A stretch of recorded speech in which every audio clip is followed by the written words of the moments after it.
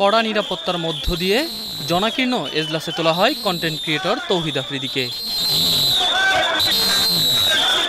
সেই হট্টগোলের মধ্যেই জুলাই আন্দোলনে যাত্রাবাড়িতে আসাদুল হক বাবু হত্যা মামলায় তার 7 দিনের রিমান্ড চেয়ে আবেদন করেন সিআইডির তদন্ত কর্মকর্তা।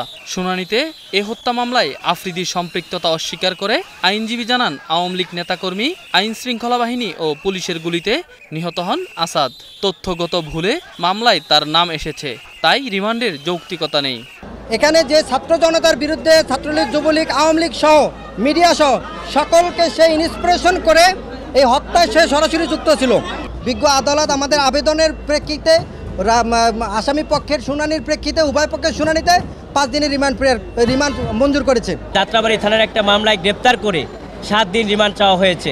আমরা বিজ্ঞ আদালতের রিমান্ড বাতিল সহ আমরা জামিন চেয়েছি। নাসির উদ্দিন সাথী এবং তার ছেলে তৌহিদ আফ্রিদি এই ঘটনার সাথে সম্পৃক্ত না, কোনো না কোনো কারণে ভুলবশত এই মামলায় তারা সম্পৃক্ত হয়েছেন। তার পরবর্তীতে এই মামলা টিকতেই পারে না। তবে এই কন্টেন্ট ক্রিয়েটরকে মিডিয়া সন্ত্রাসী দাবি করে রাষ্ট্রপক্ষের আইনজীবী জানান, লাইভে এসে তখনকার সরকার সমর্থকদের আন্দোলনকারীদের উপর হত্যাযজ্ঞ চালাতে উৎসাহিত করেন। তাকে রিমান্ডে নেওয়া প্রয়োজন আছে। আজকে এজাহার নামীয় 11 নম্বর আসামিকে এই আদালতে জনাব ফারজানা বাসারের আদালতে উপস্থাপন করা হয়। জনাব মাননীয় আদালত উভয় পক্ষের বক্তব্য শ্রবণান্তে এই আসামিকে 7 দিনের রিমান্ড প্রার্থনা করলে আসামিকে 5 দিনের রিমান্ড মঞ্জুর করেন। দুপক্ষের শুনানি শেষে তৌহিদ আফ্রিদির জামিন আবেদন নাকচ করে 5 দিনের রিমান্ড মঞ্জুর করেন আদালত।